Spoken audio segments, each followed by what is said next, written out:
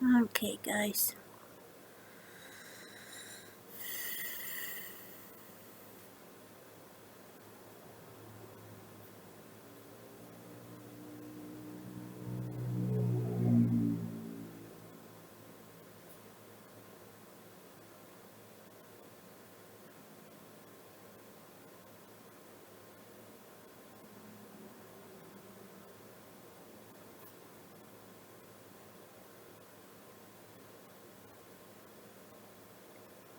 The pregnant teen who once was the cutout and killed by evil mom. Who is Ting? We're an internet service provider who builds, lights, and services fiber networks across the U.S. How far would you go for your mom? Would you kill and steal a baby for her? In this totally shocking case, a woman and her daughter conspired to commit the most heinous crime. But would they get away with it? Let's find out. That's mean. Marlene Ochoa was born on November 16, 1999, to her mom Late Raquel baby. and dad Ochoa. While she was still very young, her family moved to Chicago from Mexico in hopes of finding greener pastures. Marlene's family describes her as a very beautiful and joyful girl with lots of dreams in life. She was very social, always smiling, laughing, and had a positive outlook on life. She was also doing her best at school, with hopes of going to college and becoming a singer or fashion designer. When Marlene was 15 years old, she met a boy named Giovanni Lopez, whom she fell completely in love with. The two started dating, and a year later, Marlene discovered that she was pregnant. She gave birth to their son Joshua in 2016, and then she and Giovanni got married the following year. Despite being a mom at such a young age, Marlene was determined to fulfill her dreams. So, when the child was a little older, she went back to school to complete her studies. In 2018, Marlene was juggling between school and raising her son when she discovered she was pregnant with her second child. This was kind of a bittersweet moment for Marlene, who, although was super happy about the new baby, was also nervous because she knew that it would be difficult to continue with her studies while raising two children. So she ended up joining a Facebook group called Help a Sister Out, where expectant moms in the community would encourage and support each other. It is in this group that Marlene came to know 46-year-old Clarissa Figueroa. Clarissa was a mom of two adult children, a 24-year-old called Desiree and a 20-year-old son called Xander. In early 2018, Xander unfortunately died of natural causes, leaving Clarissa completely heartbroken.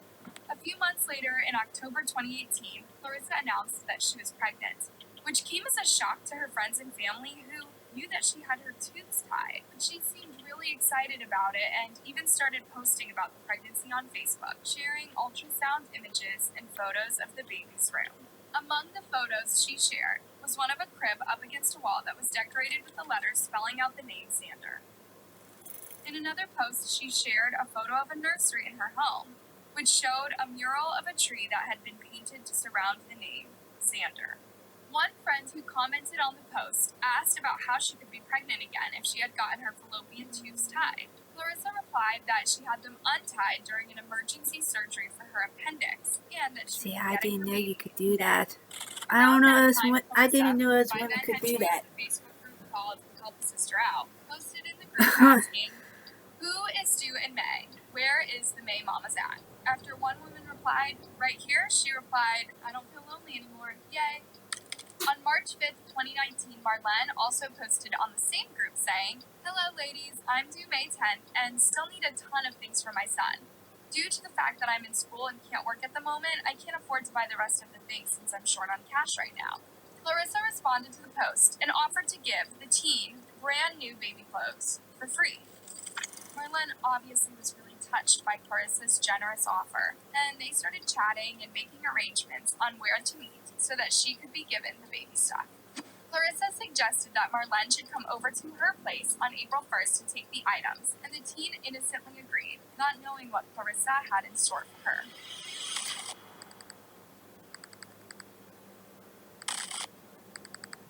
A few days before Marlene was expected to go to Clarissa's house, Clarissa allegedly had a talk with her daughter Desiree, asking if she would be willing to help her kill a pregnant woman and steal her baby from her.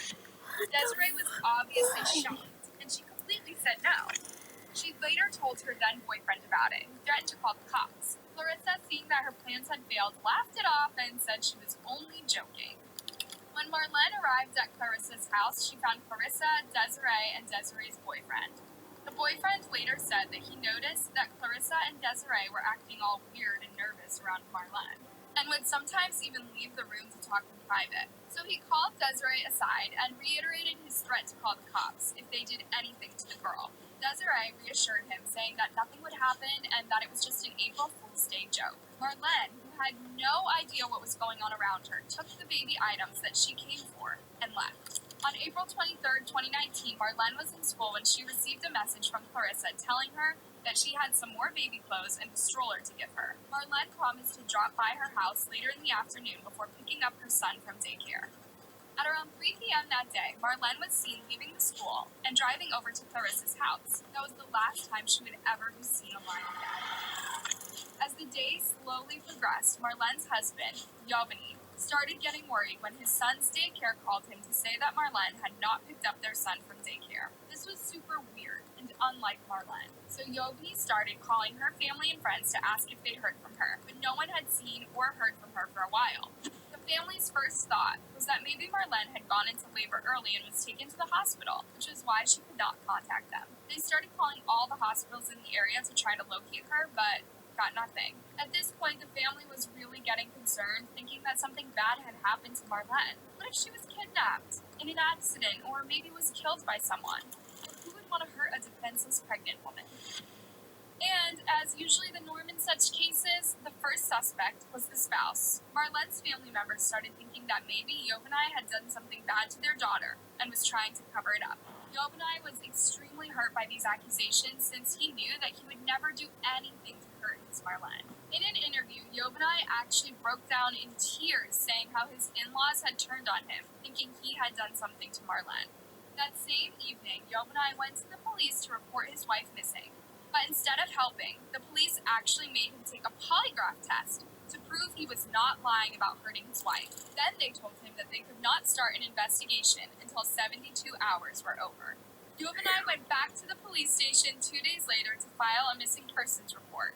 But he said that the police still did not take him seriously. At this point, the family was getting really frustrated and they decided to hire a private investigator to help find Marlene. And it did not take long for the investigator to learn that Marlene had been speaking to Clarissa before she disappeared.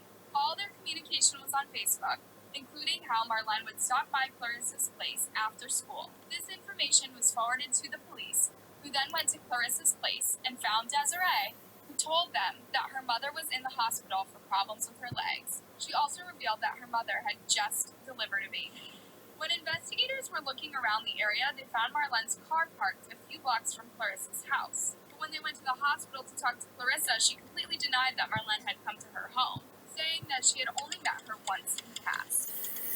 This got detectives really suspicious, and they spent the next several days subpoenaing hospital records and collecting DNA from the baby and Clarissa. As it turns out, Clarissa was not actually the mother of the baby, and Yovani was found to be the father. Only two things are forever. Love, Liberty Mutual customizing your car insurance so you only pay for what you need. So immediately, a search warrant was issued on Clarissa's house where detectives discovered bleach and cleaning solution in the home, as well as evidence of burnt clothes and red stains on the floor in the living room, hallway, and bathroom. They later found Marlene's body, hidden in a trash can in the backyard, along with the cable used to strangle her. A medical examiner determined that she had died of strangulation. Desiree later confessed that she helped her mother kill the pregnant teen, saying that on that day when Marlene came to her home, she made her sit on the couch and distracted her with a photo album, while Clarissa snuck up behind her and wrapped a cable around her neck. Marlene managed to place her fingers between her neck and the cable, but Desiree tried pulling them away. At that point, defendant Clarissa told defendant Desiree, quote, "You're not doing your end quote. Defendant Desiree then stepped up and began to peel the victim's fingers from the cable one by one. Clarissa continued pulling the cable for about 5 minutes until Marlene's body went limp. She then took a knife and cut the baby out from her womb before disposing of the lifeless teen in a trash can. Clarissa then called 911 to report that she had just given birth and the baby was not breathing. The caller gave birth 10 minutes ago, 46 years of age. The baby isn't breathing. The baby is pale and blue. They're doing CPR. The paramedics and firefighters arrived, but did not enter the house since Clarissa was waiting for them outside with the baby. The two were immediately rushed to the hospital where doctors noticed that Clarissa showed no sign of just giving birth. But they didn't do anything about it, and so for weeks, Clarissa went on pretending that the baby was hers, even setting up a GoFundMe page to raise $9,000 for the baby's medical and funeral expenses, claiming that the boy was sick and wouldn't survive for long. Clarissa's 40-year-old boyfriend, Peter Bobak, who allegedly helped cover up the crime, had also posted the link to the GoFundMe page on his Facebook. Yovanai and Marlene's family were completely devastated when they learned how Marlene had been taken from them. Giovanni Lopez couldn't hold back his anger or grief. He says he can't believe this is real, wants those responsible caught and punished. Marlene's mother also calling for justice. Pues sí, que por favor le hagan justicia a uno, no porque uno sea inmigrante, ilegal. She continued saying just because you're an undocumented immigrant doesn't mean you don't deserve to be heard. She says we are human beings too. Their hearts sank even further when they learned that Marlene's baby was in critical condition. They named the baby Yadel, as Marlene would have wanted, and prayed that he would survive. But unfortunately, he died a few months later.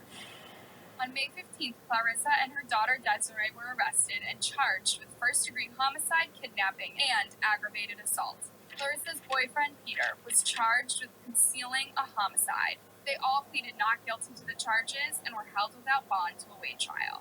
As of May 17th, 2022, there's not been any more updates on this case, but Marlene's family still hopes that justice will be served. What do you think about this case? Let me know your thoughts down in the comment section and... Crazy, man. Alright. Yes! Alright. Alright, guys, I will see you my fifth one.